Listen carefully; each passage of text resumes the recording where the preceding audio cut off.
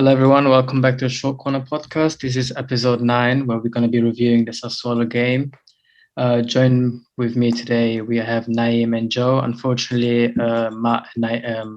Samir could not be here today due to other commitments. And Naim is going to introduce our very special guest today. Hey guys, welcome back to Short Corner Podcast. We're joined here by someone really special. We wanted to have him on for quite some time now. So give a warm welcome to I meant Martino Puccio. Just kidding, guys. He's the host on the State of Play podcast and on Milan Reports. The State of Play podcast just recently won the Best New Content Creator. He got the Gold Award.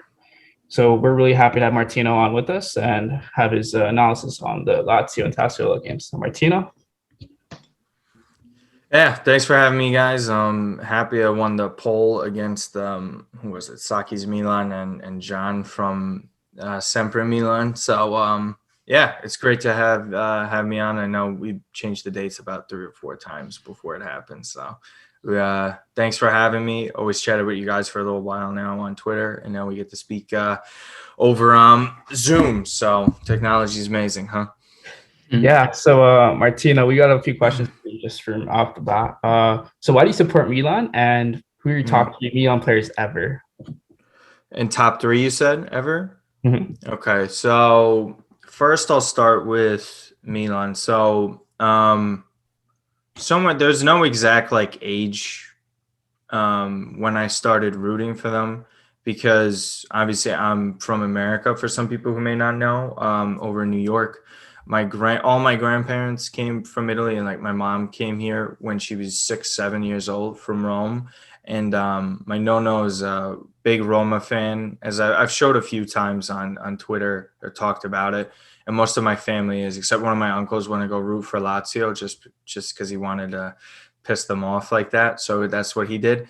But there was something about Milan all the time with the colors. When I watched them play, there was just, I don't know, when you're so young, when you're 6, 7 years old, right around 2003, because I'm 26, so 1995, right around early 2000s are my fondest memories, and they're always on Rai Sport. So in America, back in the early 2000s, the only place you could really watch Serie A was on some Spanish channels sometimes, but Rai Sport is the main channel for Italian football. So I think to this day, still only broadcast the games in standard definition. There's no HD games at all. It's really pathetic the way they do it.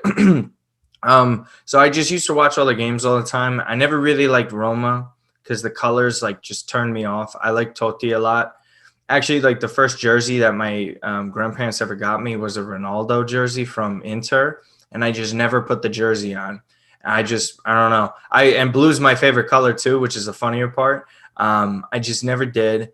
And then I slowly started watching more, and then you get FIFA, and then I just always gravitated towards them. And you just watch as much as you could whenever I had off days. The beauty of some of the school breaks over here is that they happen during Champions League knockout competition. So when I was home during the week, they'd be on, and I'd watch them all the time. And the same with Serie A, I just watch with my grandfather, whatever games would be on. And the Milan games would take precedent over Roma or whatever other teams. So I'd watch them, and and I mean, they were just the best. They were just better than everyone else. But it's still not, I wasn't able to watch the extent that I'm able to watch now, or in recent years. So top 3 players. Shit. Well, Kaká, first and foremost, that's just top of anyone's list if you're around my age, for sure. There's no competition with it. He's just a great all-around person. He was faster, he was stronger, and he was just flat out technically better than any. He's the bet. Peak-wise, he's probably one of the. I mean, there's so many great number 10s all time, but peak-wise of the past 20 years, there haven't been many better number 10s. I think in reality, peak Zidane, you give it to him, because I like his best version of himself was that creative number 10, but the goal contributions weren't like that then. like they are now. They're so inflated. And then Ronaldinho. I mean, Ronaldinho is probably the best one. Messi, I still kind of don't consider a 10. He's like he's much closer to goal than he is for your traditional like 10. But again, what he was doing in 2007, it still hasn't been replicated. And even if Kevin De Bruyne goes on and wins it, like this is why we have to push this Messi agenda for Ballon d'Or, because we can't have Kevin De Bruyne win it. You got to have Neymar, because you don't want these stupid Prem heads having these conversations about, De Bruyne being better than Kaká. So the other two, definitely Gattuso, because Gattuso was just someone I modeled my game after, because I didn't play. It's probably concerning for a lot of people. I did not play from first grade all the way up until my senior year of high school. I did not play football. I did not play soccer, whatever you'd like to call it. I was a much better basketball player than I was anything, and I'm only 5'6", so it's pretty funny that and people think that I was just better at basketball. I preferred to play other sports. I should have stuck with football because I was just stronger and a lot faster than everyone else, but I was horrific technically. I never played it, so I was pretty much useless. So the easiest player to model my game after was him. So always being physical, because basketball name you're probably more familiar with, because at least you guys play. I know you guys over on the other side of the world, basketball is not really predominantly one of those sports, but it's a real physical sport. And you go up against guys that are really massive that never play football, or they never could get on the pitch because they're basically immobile, right? And I was so used to being so physical with them and not scared of anybody. So I'd go against guys like Ibra's size and just body them and be physical against them. And that's like the best player to model your game after, because it doesn't take skill to do that, to give your effort like 120% every single time you step on the pitch. I mean, you could get dead tired because he had like 3 lungs and I don't have that stamina. So yeah, definitely him. And then the third, I don't know. I think it's kind of like, it's probably just got to be Maldini off merit. There's just, you can't quantify what he means, and I don't have to explain that to you guys at all. So I mean, just off of like who he is, but so I wouldn't really count him, I guess. Don't blame me if I'm doing that. But I don't know. I think there was that affection with Pirlo that I had for a while. Nesta too. They didn't stick with me like that, quite like I guess maybe Ibra, because this stretch of the past 10 years gives you more appreciation for a lot of those other players, but just something what he's been able to do, like slowly digging us out of this hole, even though there's still a lot more work to do. You can't measure what he's done for us. And for someone who didn't want to leave in the first place and should have never have left, I mean, it's just, the story in itself would have been amazing if they would have won the title. Obviously, it's over with. They have to worry about just getting top 4 at this point. But what he's been able to do to just bring them out. You guys don't care if I curse or anything like that? Go ahead. No, okay. Go To just basically bring them out of the shitter. It was just a black hole. And you guys are a little bit young. How old's the oldest one out of all of you? That's me. No, I was gonna say Gattuso is a true champion of the people. Like going off like Kaká and Ibra, probably our generation's players, right? Like we grew up. So how old are you? I'm 22, turned 23. Okay, so you're a little bit closer to me. So you remember? I know, Joe, you're a little bit younger, and then you're a bit younger. Yeah, I don't even know how old you are. I'm 19 as well. So you're a baby. Yeah. You haven't seen shit. You got the real back end of it. Yep. Yeah, so I mean, listen, he's meant everything, especially like this still like isn't even a good team compared to what they used to have. Like this is like, it's an exciting team relative to the past like 7 years, but that doesn't mean much. So I mean, just like what he means and eventually what's going to happen when they get really good again in the next couple of years or so, I believe, because it's still going to take some time. People just don't want to listen to that. But once in hindsight, people are going to realize how big of a deal what he did meant for us, because we were like in the bottom dweller basement, like it's really sad to see a team like this in this sport, because it just doesn't happen for this long. So yeah, so definitely I think so. You could put him 3 and 3A with Maldini. So yeah. Thank God you didn't end up supporting Roma or Inter, Martino. You're not I as would have never. There's no affection for Inter for me. There was just never. They don't even have Italian players like that. I never liked Materazzi either at the time. Like I just Pippo and Zaghi. I love Pippo too. Was again another guy you could probably toss in there. My younger brother's middle name is Pippo Filippo.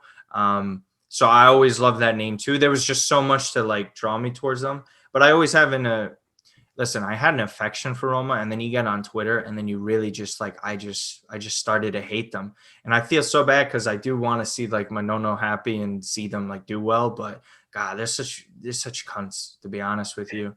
These fans are just so arrogant. And it's funny because my family members are not like that. I have a couple of family members that are a lot of Milan fans too, or a couple of Milan fans like my age, but the Roma fans just like they all love Milan. All my family members, they don't hate them at all. But Jesus Christ, like some of these fans you meet on the internet, they're a self-righteous, entitled bunch just because they finished like top 4 or second like 7 years out of like 15. That's what it is. Like Totti finished second like 6-7 times. It's really funny to see that happen. But yeah, I think the feelings mutual between Milan and Roma fans. Because I have nothing against Roma. Like I like Totti a lot. I like De Rossi, El Shaarawy now too. Like I have nothing against them really. I don't know what it is. It's really a fan base thing because the clubs never did anything. The players don't fight with them. De Rossi and them got along with our guys all the time. Same with Totti. I never understood it. There's more disdain between the clubs and players with Roma versus Inter than there are versus Roma Milan. Like Milan, outside of Juve and Inter, they don't have like clubs that hate them or fan bases. I guess Lazio maybe. Lazio's probably like one of the recent ones. Atalanta, I don't count. They're going to be nothing in like 5 years. The second Gasperini is done, like I'm telling you, that's not sustainable what they're doing. I mean, it's like sustainable currently, but the second it gets overturned, I don't bank on them being consistent like that. I know it's a little bit off topic, but like no one hates Milan. Anytime like you talk to someone outside of like Twitter, they all love and respect the club because they're not dickheads. You don't have anyone that's an asshole. There's no one that's disrespectful. All the players are usually classy. The occasional jackass that you have with Balotelli, but like even then, like that's deeper rooted issues within Italy for the reasons why they didn't like him, because Totti kicking Balotelli on the ground is, there's a deeper lying issue there, obviously. Happened there. So yeah. Mm-hmm. So yeah, we're gonna hop into questions. So Rit, do you want to take us off? Yeah. So the first question, well, there's two from Parigno. The first one isn't that serious. He's asking why did you leave Inter to go to Napoli? But I guess we can brush over that one for now. Did you know about the story about how my family from Rome, like I was telling you guys about, my cousins in Italy. One of them is Politano's Godfather. Wait, really? What? Is that the story? That? I swear to God, yeah. It's very true. Yeah. So they just grew up like across the street from his family. He's only like 2 years older than me, or a year older. Yeah. We're very close in age. He's like 5'6", dude, like same height. He grew up in Roma, so like across the street. And one of my cousins they were like best friends with his parents, and he's his godfather. And he played for Roma youth level, and and just that's where he was now, and Sassuolo, Inter, and then Napoli now. So he's probably going to be staying for Napoli for the majority of his prime. Mm-hmm. Yeah, such a small world. Anyway, Parigno was asking which two position would you prioritize as new signings in the summer? Good question. Just in general, right wing and striker are the two for sure. I don't even think it's like a question. Yeah, I mean, probably the center tech midfielder role, depending on what happens with Hakan. But right wing is a glaring issue. You can't have Salamaker start next season. And it's no disrespect to him. He's much better as a rotational piece. This guy can't be starting every single week, 38 match days, going into Champions League competition. He's a Europa League level starter at best, which is not a bad player. That's great to have as a rotational backup guy. But technically, I think his main stuff, he's just a better version of Barini, where his work rate's fantastic. You don't have to worry about that. He's technically flexible, but technically, he's like, you saw it in the Sassuolo match, like he's hesitant to shoot.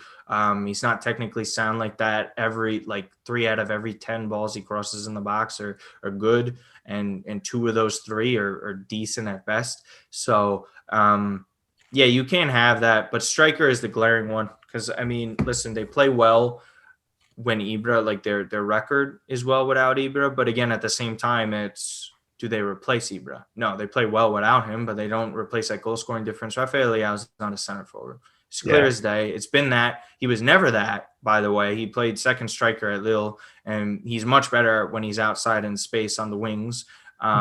So he can't be that if they keep him beyond this year. I think he's got 1 more year left to prove it, or unless they put him in some sort of deal. But striker by far. I mean, this is just, again, you're 19. Yeah, like who's the best striker you've seen? We go back 10 years. You were 9 years old when Ibra was our best striker. You saw a year of Carlos Bacca.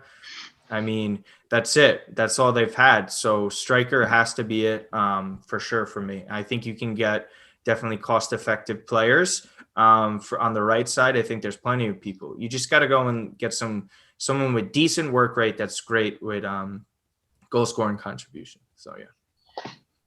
Right. I wanted to throw in another question which hasn't been asked, which you kind of touched on with Ibrahimovic. I think even now there's a lot of people that, as you said, discredit what he's done for the club.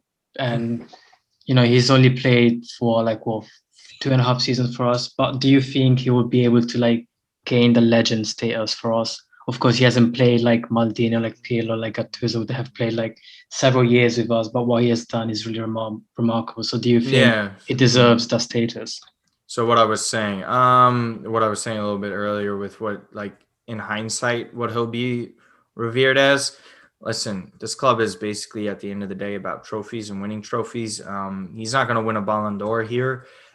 He's not even going to win the Scudetto, most likely. It would be a miracle. Inter's just going to be better next year.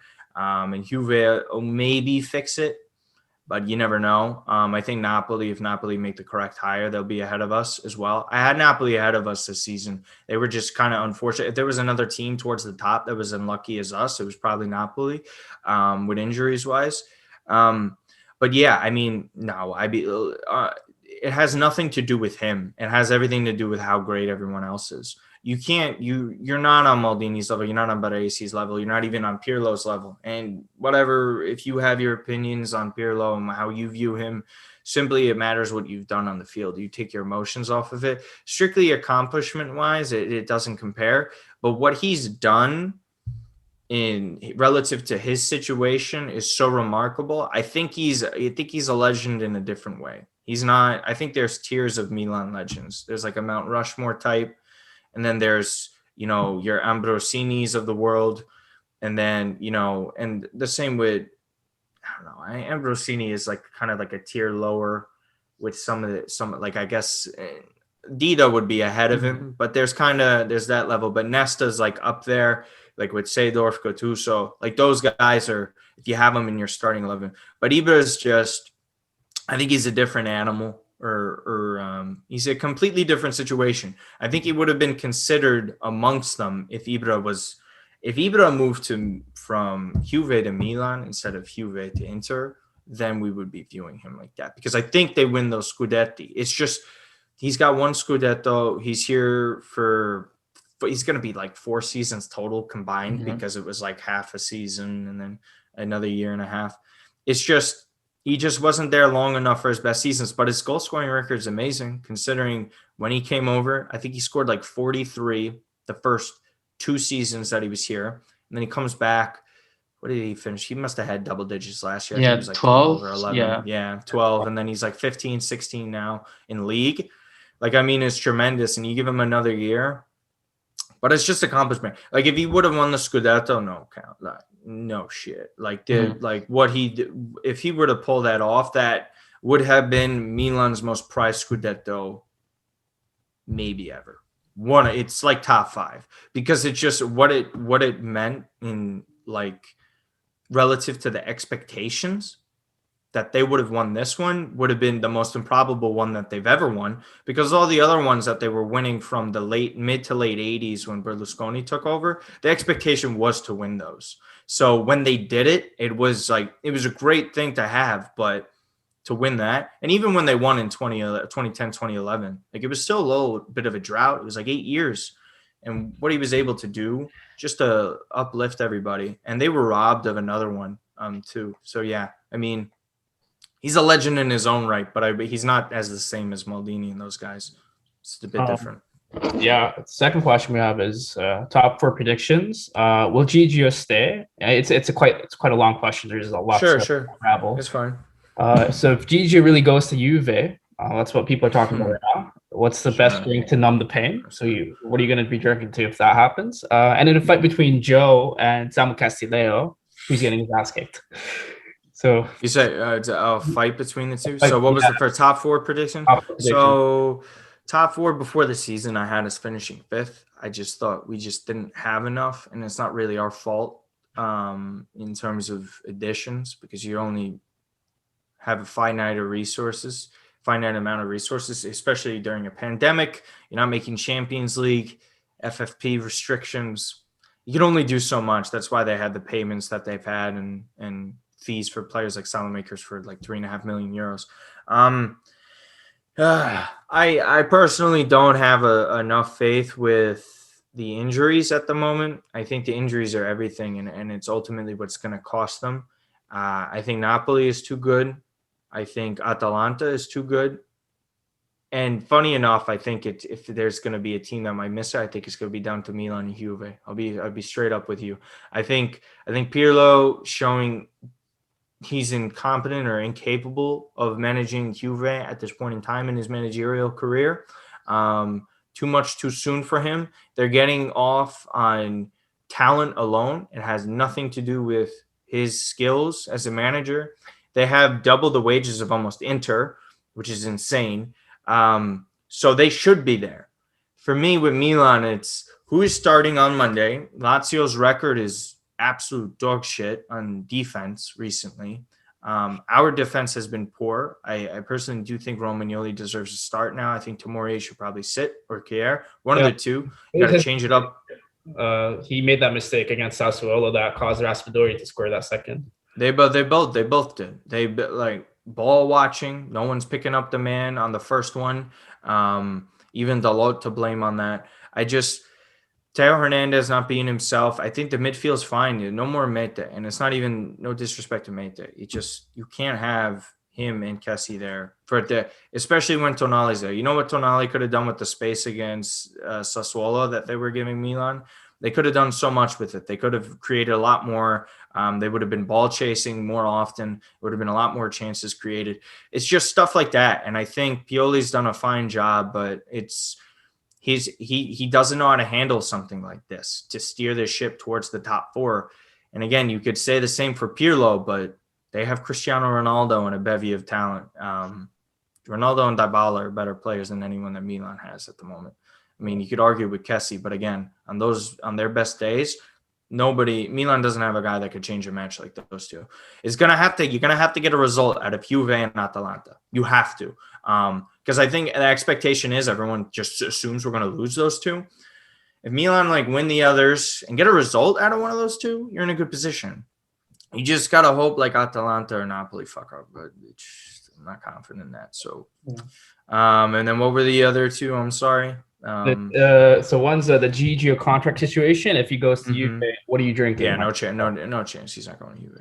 It's not even going to be a thing. It's hot air. It's hot air. They're not in a situation where they could afford to get him on the wages that he wants. Listen, if he leaves Milan, he's leaving Serie A. He's not. He's going to PSG, in my opinion. Yeah, we had Nisar Kinsella. I don't know if you guys saw it with Milan Reports yesterday. There's no real team in the Premier League that's really going to be doing that. He even thinks Chelsea aren't really going to be a situation for that. I think they're more in the center back market.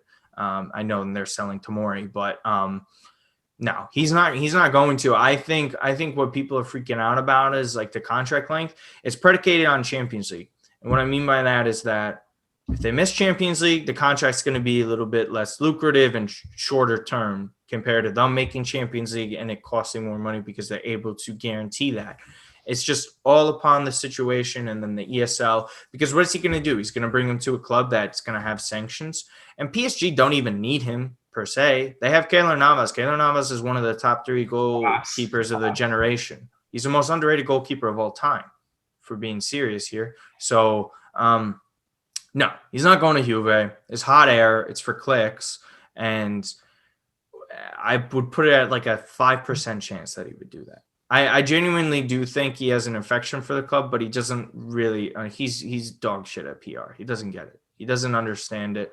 It was one thing when he was a kid, like Robson was a few years ago in that situation. But I also know that he's tied down to Raiola for a while.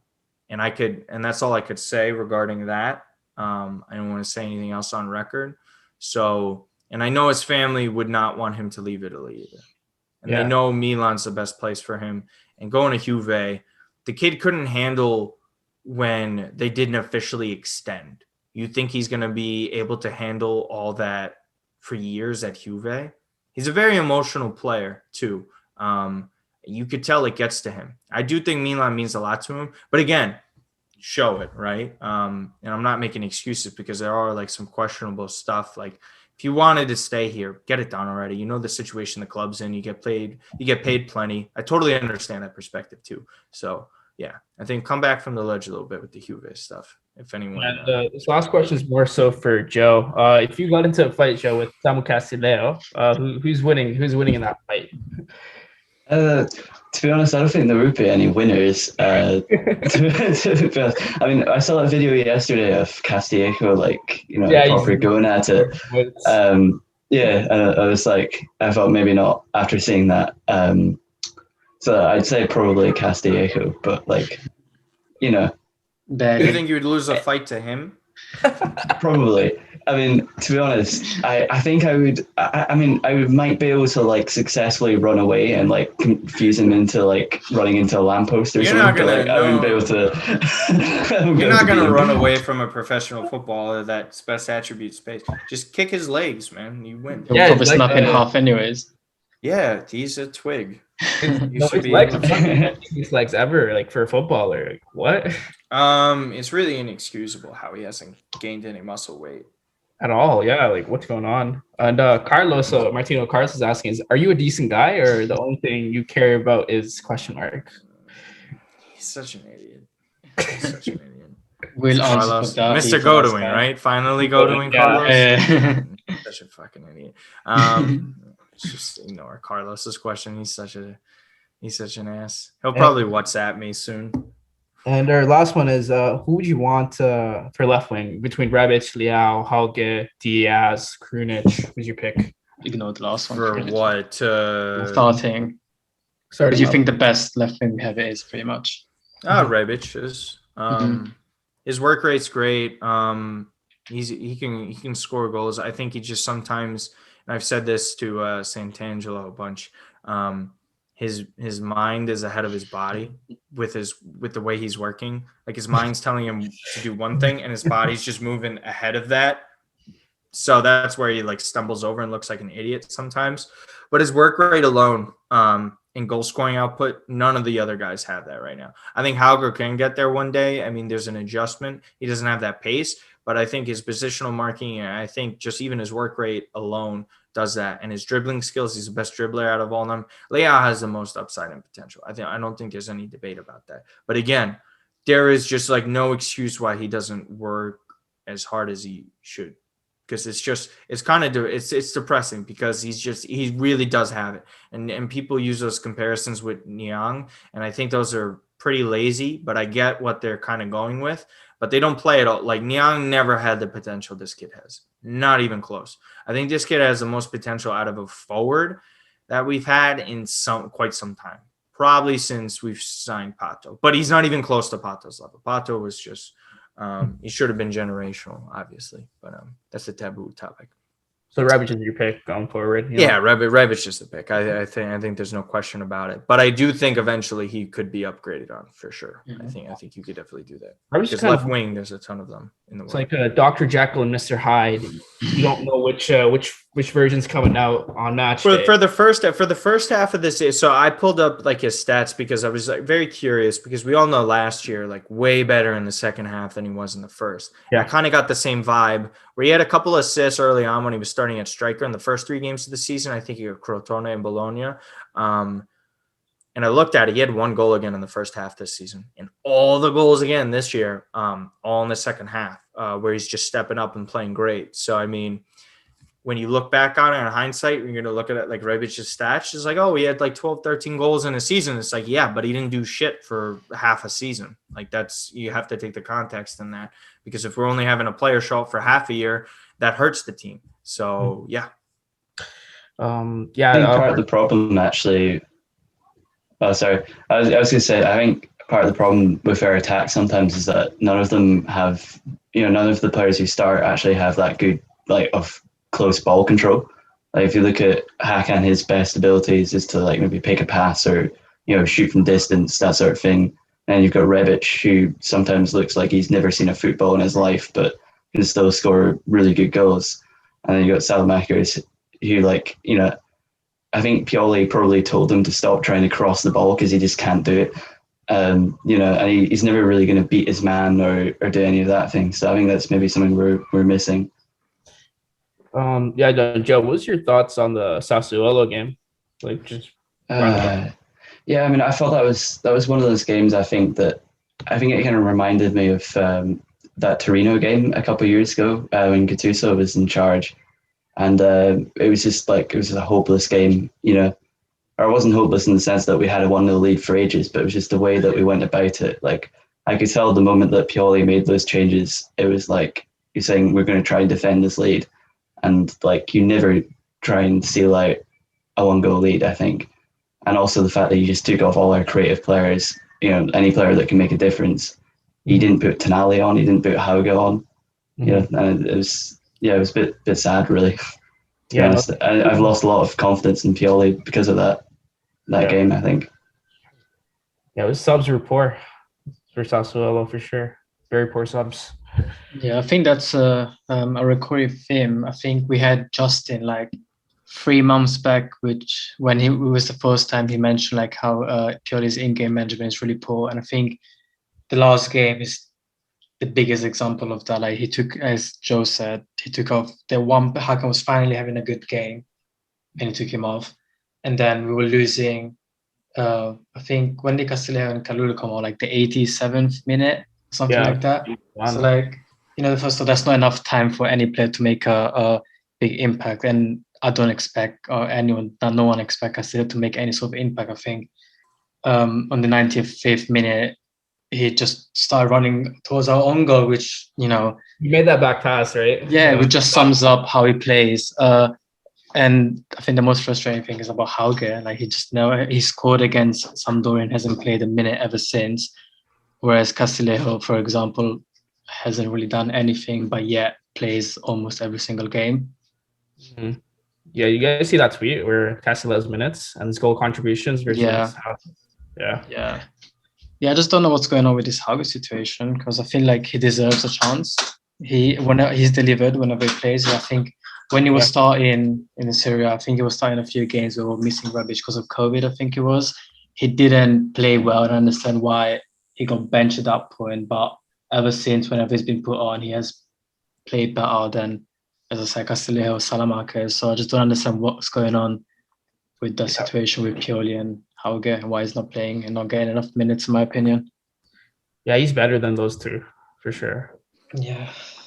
Martino, what do you think about the Sassuolo game? I know it was tragic, but I'm mostly my bigger gripes were what Joe was saying. The substitutions didn't make any sense. The starting 11 didn't make any sense. He played Calabria way too much for someone coming off an injury, and he's partially to blame again. This is kind of where you could see this is definitely him overworking them in training. If you can imagine what he's doing, leaving them in a match that long, coming off a meniscus injury like that, when he came back sooner than expected, and he plays them over 80 minutes. Forget, like, one thing to start, maybe get 60, 65 minutes and bring in Kalulu there. But I mean, you get guys getting hurt on an off week. Tonali falling out of favor for absolutely no reason when Mete has come in and has been here for less time and has made almost the same amount of mistakes in fewer games. I mean, like, he had some good moments in that Sassuolo game, but he was dreadful for a good amount of it too. And then again, I think the Hauger situation is dumbfounded. Again, like Brittany was saying, like, I was thinking the same thing, and I've said it too when we did the post-match review. Like, the kid scores for you every single time you bring him on as a substitute. Almost, like, it has to be over half the time, over 50% of the time, the kid's getting you an assist, a big chance he's creating, or he's scoring. Who else is doing that for you off the bench? Absolutely no one is whatsoever that you have. And this is a kid coming over from another league. He hasn't had a break whatsoever from the Norwegian league coming over here. And he's adapted to a new situation, a new league. He stepped up in Europa League. And what else do you want out of him? Now you're just killing his confidence. And this has to do with a developmental thing. So if he is incapable of helping a young player like that developing, what's the whole point of this project? The whole point of this project is to have a youth movement where you have all these young, talented players that can grow up and be dominant players one day, hopefully, or at least a good amount of them. And if he is not being able or being capable of doing so, he has to go. Like, it's actually at the point where it's detrimental to this team because he's playing favorites and the favorites don't make any sense. And the decision-making is just really poor. And we know he has this admiration with Leao. He's not helping him succeed, in my opinion, either. Leao, there's his own question marks about his own things in that game that was showing with his work ethic, and he's sloppy and weak on the ball, giving it away. You see him slipping on the field sometimes, and I don't even care if it's raining because there's 21 other players on the pitch that aren't slipping and falling down like he was. And his decision-making where he had Rebic clear on goal for a finish that should have had them up 2-0, and it's a completely different game that you're playing at that point. And yet Leao isn't someone who's suffering or having to sit when there are other options there. Meanwhile, Hauger can't even see any minutes. I think this is really coming down to Pioli not being able to handle the pressure. And if he can't handle the pressure of a race of top four when you're in driver's position to make top four, then you're not good enough for Milan. People forget the expectations here. Enough of that. If you're not good enough, if you can't handle that, you have to go. And it's no disrespect. I think he's done a really good job with what he's been given and where he's taken them to. But this is a trend with him. He's shown incapable seasons where he can have them have complete seasons, whatever team he's managing. They start off hot and then they cool off. And it goes down like a black hole of falling off. If you saw what he did with Inter, you could go check some of that. I think Ollie Fisher shared on his Gilpin Chronicle account where he's like, look at what he did with that first season with Inter. You see, it's on Wikipedia where they had all the wins. The wins are in green, draws are in yellow, and the losses are in red. And it's just all green for the first 20. There's a couple yellows, and then there's a bunch of red. And there's a little bit similar to what's happening now. I think it's a week-to-week preparation is lacking. His rotations have been terrible. Has he been unlucky with injuries? Yes. But has he also done a good job with rotating? Absolutely not. And again, this is Milan at the end of the day. The expectations are high. If Inter are able to move on from Luciano Spalletti after making Champions League and going to a better manager, you do so. And I don't really care what the financial implications all are. You call up a top manager. You get him here to Milan. Enough of the fucking around, because it's been at a point where you go Mihailovic, or well, actually, go back even further. Pipo, Seedorf, Mihailovic, Montella, Gattuso. And they had the opportunity to sign some good managers in that time frame. They won with Mihailovic over Sarri. Galliani did that. So they've had their opportunities now. And there's some damn good managers that are going to be on the market this summer. And Matt Santangelo, brought up the good point the other day is Pioli's contract doesn't run that deep or further into further years. He's basically been signed on for like a temporary thing. Okay, you get an extra year. You go through this year. We'll see what happens. Yeah. And honestly, if he makes top 4, he's not staying. Even if he makes top 4, they got to make a change because you cannot have this there. Because if you continue on this trend, you're not making it even to Europa League out of Champions League, right? Yeah. You're not even finishing third. You're going to finish last in your group if this continues this trend. So and I know that was with the Sassuolo game, but it's a microcosm of what's been happening, which has started since Atalanta's match. Because I think you started seeing him lose the plot the second he put Mete in at center tech midfielder. Yeah. I think most of us would agree with that sentiment, Martino. But sorry for the rant. But who'd you go? That was really good. That was really profound. Yeah. Who'd you go forward with? Like Allegri. I know we all have our own choices. Listen, Allegri's at the top of anyone's list. 100%. In general, in Europe. As far as Florentino Perez's comments with Zidane, seems like he's staying there. I don't think if Zidane goes anywhere, it would be retirement or Juve. Yeah, exactly. Allegri, I don't think he's making a return with Agnelli. Roma and Napoli are not getting Allegri. That's just not his level. I think there would be a question of perhaps Manchester United if they would be interested in that. Chelsea has their position filled. He's not going over to Barcelona with that situation. Listen, you call him up. I think Bayern's, but there's that potential there again because they're a stable club. They're in the green. It's Bayern. And in reality, Hansi Flick's leaving at the end of the season. I think Allegri is at the top of anyone's list, but Milan and Maldini have to do that. Just pay up. If it limits your budget in getting other players, Allegri makes up for like whatever player you would have gotten. Like say a player, for example, costs you 10 million euros, right? And this is going to be a little bit of an explanation of how I view this. Say a player costs you 10 million euros, right? He's good for a couple match wins, right? Because he comes in, he gives you a couple goals. That's the difference in a 2-1 match, right? He comes in, gives you like a goal off the bench, like a Hauger, for example, right? 7 million euros or so.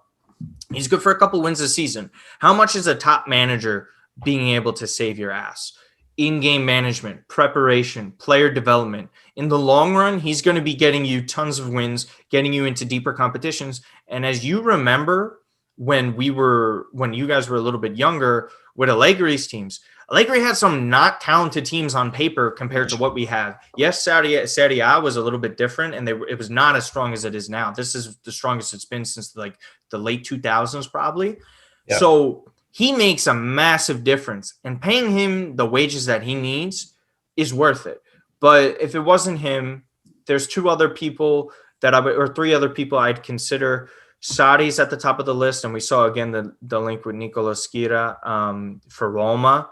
And Fonseca would be someone I would consider because I think Fonseca's dealt a shitty hand with that garbage Roma team. That's a terrible team. There is no talent there. And what he's doing without Zaniolo, like seriously though, like what is he supposed to do with that? The defenders are horrific. There's not a goalkeeper that's even top 5 in Serie A. You don't have a striker. You have an aging striker in Dzeko. You have Mkhitaryan, who's been their best player this season. Borja Mayoral. I mean, look at that. He comes over to Milan with a little bit of a budget. He could work wonders because they beat up on the shit teams, but they just have trouble with the top teams. But I think that has to do with the talent because the talent is the difference in those matches, and especially the way they play. Sarri, again, obviously, I think he was dealt a terrible hand with Juve and not giving the players properly needed to thrive in his system. Spalletti, based off of his experience and being able to right a ship, like he did with Inter with that Holy Cardi situation and get them into Champions League. Pretty much everywhere he goes, he gets into the Champions League, whether he was in Russia, whether he was with Roma. But I do think he's probably heading to Napoli because I think Gattuso is going to Fiorentina. I just think that's the way Commisso is going to work because he just likes guys that are well-known names and not past like actual good managers. And the final one is, and this is just me raising the bar for Milan and the standards. You call up Hansi Flick. You give him a call and you say, come to Milan, come and manage us. Like we already have a somewhat of a high pressing system. So, I mean, if he doesn't want to adapt and come to Italian football, I totally get that. But you give him a call at the very least, because that is a manager. You win a sextuple. I don't care who you are. Carlo Ancelotti, one of the better managers of the past 20 years, couldn't do that. Pep couldn't even win a Champions League with them. Says something. Yeah, no, I think I know what you mean with the Allegri thing. He had his Antonio Nocherinos, his Urban Emanuelsons, Mark Van Bommels. They were beating the best Barcelona sides of all time, with arguably Montari. the best sides of all time, 2-0 at the San Siro What a game. with players that are like not even Champions League level worthy, and he's doing it with the worst Milan sides from like 1985 that were playing in the Champions League. Like if you're like, there's people like me, we were angry with him then because of some of the ways he was handling like the players. Like the way he handled Pato was on him too, because Pato was coming off some muscular injuries and he was playing him 120 minutes in a Coppa Italia match. It's just stupid, right? But I mean, man, I give credit to Conte. I would probably put Conte as the best Italian manager because what he did on the international stage was fucking unbelievable with that national team. But Allegri, man, oh my God, it would be genius. And I know people are like sketched out because managers, when they return to a place for a second time, it really doesn't work out. I think these situations are completely different. He's had time off. He's still a modern manager. His tactics aren't outdated or his philosophy. You go and get him. I don't care if it costs like 8 million euros a season or whatever. You go and do it. You write that ship because I don't think he wanted to leave at the first place. The first place, excuse me. Yeah, I think Joe and Ray go with Allegri, or do you guys have? Yeah, definitely. I think we said it a few podcasts ago. I think Allegri is top of the list for everyone. I'm not gonna repeat the reasons because I think Martino just said everything, covered it really well. So yeah, Joe, same for you. I don't know. I mean, I'm a big fan of. Do you want jump I out would of definitely no. No, I would say if we could get Sarri, that would be my number one. I think he'd be good for us right now. Yeah, I don't know. I think we could also get. I think, as Martino said, you should really be going for Hansi Flick if he's free. But I think a lot of the reports are saying that he's basically going to go to the German national team, which makes sense. Yogi Low, is gone. Yeah. I mean, listen, it's always worth giving a phone call, though. Yeah, exactly. What's the worst the worst thing you can say is no, pretty much. Exactly. So, so to wrap it up, we're going to do a little Lazio preview of the game. We're going to go off with predictions, actually. I think we can win 2-1 against Lazio. It's an away game. We're Road Warriors this season. So that's my prediction for Lazio. What do you guys think?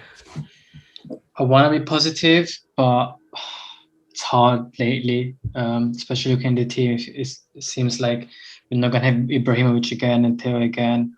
And I guess it just depends on what Pioli does with the team. If he feels the same team as he will Sassuolo, I'm not even going to watch the game.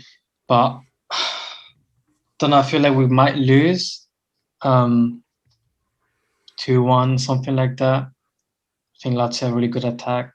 Our defense has been really sloppy lately. Yeah. What you guys, Joe and Martino? We need Romagnoli over Tomori in this game, like Martino was saying earlier. Yeah, Joe. I mean, you go ahead. It's your pocket. You go. I'll go last. It's fine. Oh yeah, I wasn't. I don't. I mean, I think because it's an away game as well. I think for some reason with these away games, the team I think just comes out better prepared or something. I don't know what it is. I think it's started getting into their heads that they can't play well at home. But I mean, away from home, I remember that game against Lazio. The corresponding fixture in last season, I remember turning on and I thought we were going to get absolutely pumped because we lost. We drew to Spal the game before, and we came out and we pumped them 3-0, and it was one of the best matches I've ever seen from Milan in ages. Yeah. So if we could repeat the trick, that'd be great. I'm not sure if we will win 3-0. If we did, that would be brilliant, because I think that could be the kind of confidence boost that would carry us to top four, perhaps. So yeah, I think we can win, but it's obviously there's a lot up in the air, and I don't really want to make any predictions because no matter what I say, it'll be wrong, basically. Martina, a little preview. So I think it really all depends on who's available to start come Monday. We're still 2 days away or so. You think he was going to be fit for the game? There's no telling. The way they've been releasing lineups lately, they're like 12 hours before or giving news. Like, have you noticed like the Romagnoli benching was very close. Prior to that, we didn't find out that Teo and Ibra and Benacer were able to go until Tuesday. I think we just have to wait. I'm sure Benacer will start next to Kessie. The low left back, like he had a good first half and then he just shit the bed in the second half. Lazio's defensive record has been pretty horrific. There are players with Lazio, their defense has been terrible. Pepe Reina is not a good goalkeeper. You saw that. Like the midfield, Kessie usually gets the better of Milinkovic-Savic, and he's just like his one kryptonite within Serie A, the one player that really gives him issues. And in that match, Joe, you were talking about, you never saw Milinkovic-Savic nullified like he was that season because the Lazio was unbelievable, as we know. But to see him just be neutered like that, Immobile has gotten off to a little bit of a better foot recently, and he scored in his past 2 matches because he was scoreless in his last 9. He got us last time, but again, you got to remember we had Kalulu in that one. It was a penalty, which was hit the post or was saved, I think, by Gigio, and then no one picked up Luis Alberto, and he headed it back in. And then Immobile shit on Pierre Kalulu, but it was like Kalulu's like 3rd ever start, and it was at center back when he's a natural right back. So I mean, when you go up against Immobile, it's not much to go off of. I don't know. I think if Ibra starts, we win. 100%. Everything else, I'll be honest, man. I don't know. It's a tough game to read. It just really is because you could tell if Milan's going to have a good game from the first minute. You really can these days. Short rest, Lazio suck with short rest. We have an extra day of rest over them. I think that'll be telling. And I know Luis Alberto is like a 50-50 to start. So that's a pretty big deal. Most recent one I saw, he's probable to start in that. Again, you never know with this sport because, I mean, like with basketball, it doesn't matter. Like guys are going to be playing, they'll play, they'll get in. They don't have to. Like if they start or not, it doesn't matter. With football, guys, you have to know the 11. Like if certain players are starting, then you know. For me, shit, I can't give you. I'm a prediction guy. I always give them. I can't. I don't know if I don't know the lineup. If you tweet at me on Monday, then I'll help you out. But today, I have no clue. I'm sorry. I'm actually dumbfounded by this fixture. But I think it is. I think it's the biggest game of the season. But between Romagnoli and Tomori, especially with the mistakes Tomori made against Sassuolo, what do you think should be stuck? I think Romagnoli. I think Romagnoli should start, and Pioli should stick to what his reasoning has been. Like Romagnoli plays poorly, you sit. Tomori gets his chance. Tomori, you start playing poorly. Romagnoli, now's your opportunity to step up and show us why you're the captain. That's the way it should work. And that's why I get more angry with what's happening with Hauger. Reward the guys who play well. Tomori played great in that Coppa Italia against Inter. You get a start against Roma. And it proved to be amazing, right? Hauger scores against Sampdoria. You deserve a chance. Hasn't played a fucking minute. This is what I can't like the guy's bothering me now. I'm sorry. It's inexcusable for a club like Milan because that's the standard. You have to have a higher standard. And we also how good Hauger is with Bodo. Remember the goal he scored was fantastic. He's a really good player. He was just tired. I'm convinced of that. And it takes time to adjust. Like he was arguably our best Europa League player. And I know, and what he did against Napoli, he's Milan's best dribbler, by the way. Let you know right now, there isn't a better dribbler on the team, in my opinion. So yeah, I mean, just like how can you not? And he plays like the perfect way. Like when Milan's at our best, remember the game against Verona was like the perfect way we were playing against them in the second one when we won 2-0. Tight knit passes where Joe, I think, was mentioning earlier, like Salamakers doesn't have to swing in crosses in the box. Like that's not our game. When we play a nice short game, compact passes, create chances on the ground, that's when Milan's at our best. And that's when we dominated Lazio too. When we were creating, even in the Spal game where we drew 2-2, Joe, like we had like 20 something shots. We were creating so much. Milan is so much better when they're creating. You notice like on top of not having any penalties, they're not even close to even drawing some penalties because of the way they're playing.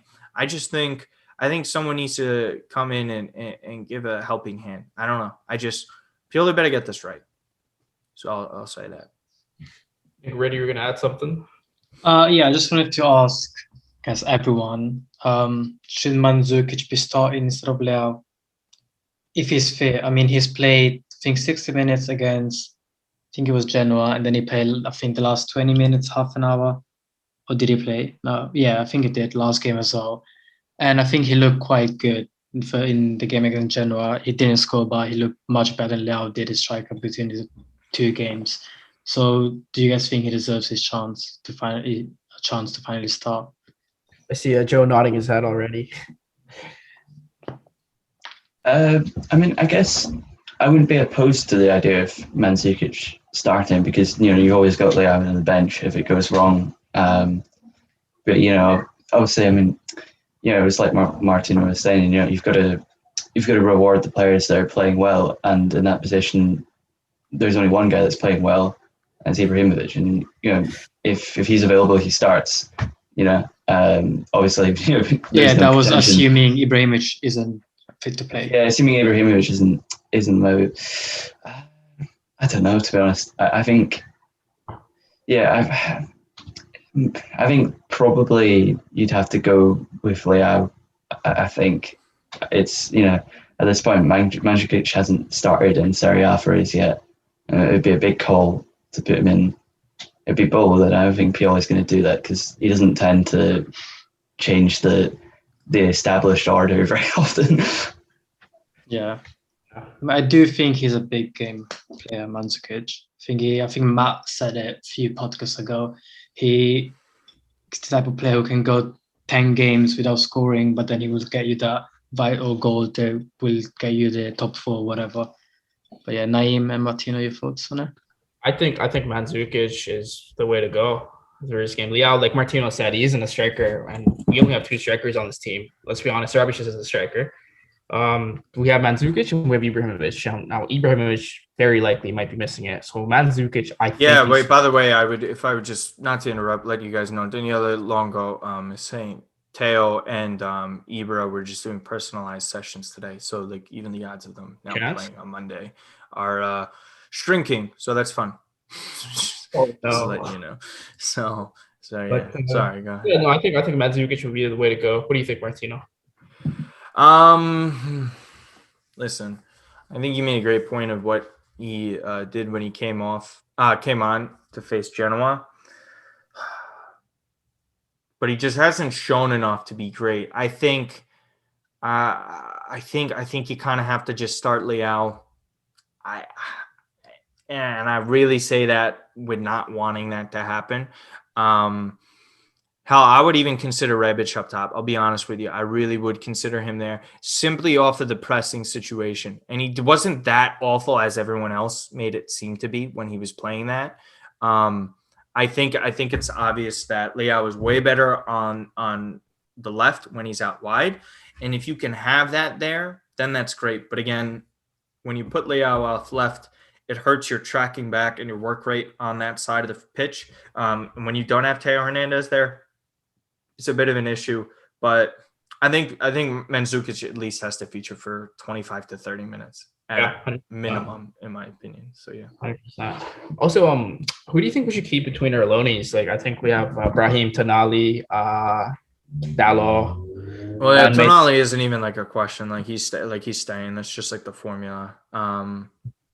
Brahim, I'd give him another year. I think he would actually prove beneficial for that. I think it works for both clubs and all parties involved too. I think Brahim likes it here. He's shown some pretty good flashes. He stepped up against some of the lesser sides in Serie A. I think his possession, and again, besides Hauger, he's one of the better dribblers on the team. I think he needs to work on his physicality and his adaptation, but he's a very young player.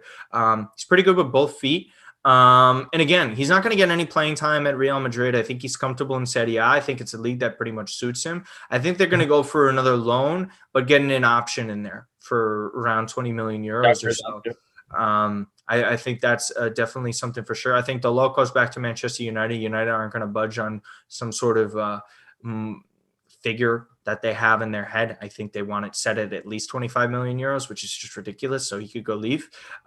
If they want to extend his loan again, he'd be a backup left back. I don't know. It's not something I'm totally in love with.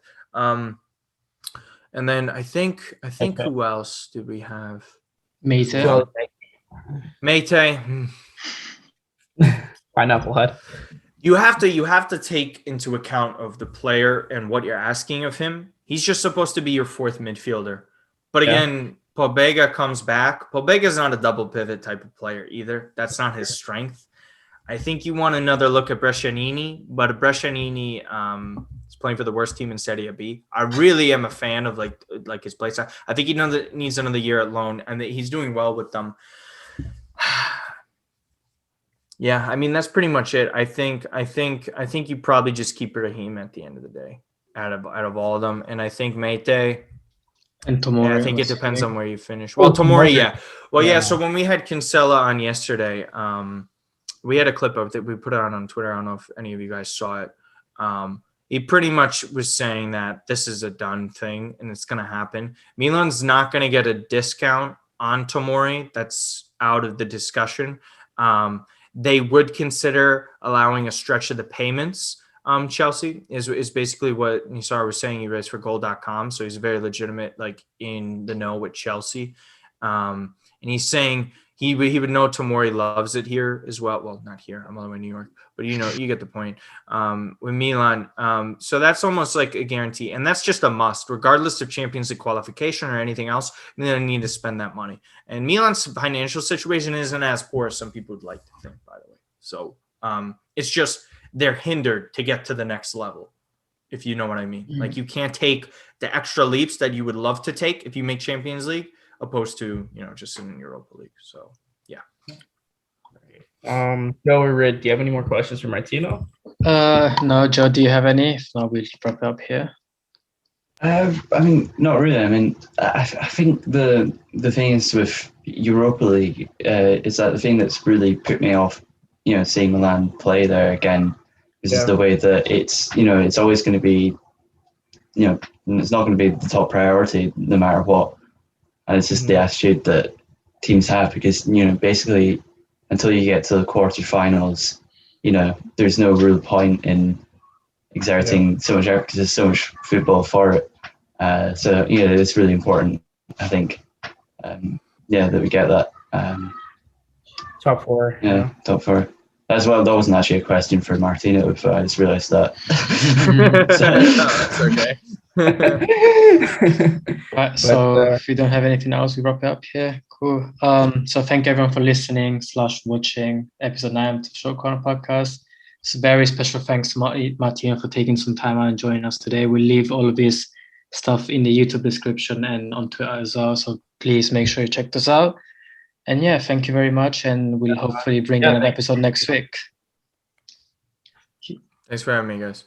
Thank you.